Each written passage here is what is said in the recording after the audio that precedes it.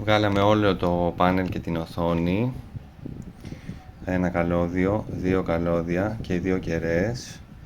Δύο βίδες με ντεσέ, δύο βίδες με ντεσέ και έλυσε όλο το πάνελ.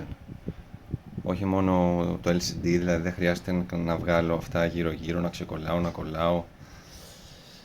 Το ξύλωσα και θα το κάνω τράμπα τώρα. Θα το βάλω στο άλλο που έχω εκεί που είναι λειτουργικό.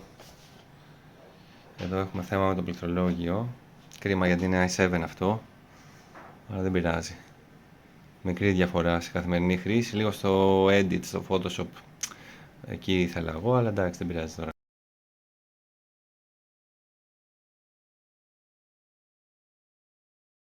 1080p οθόνη από PC με κάρτα γραφικών. TAF 480 με HD οθόνη 1366x730 ανάλυση μέτρια.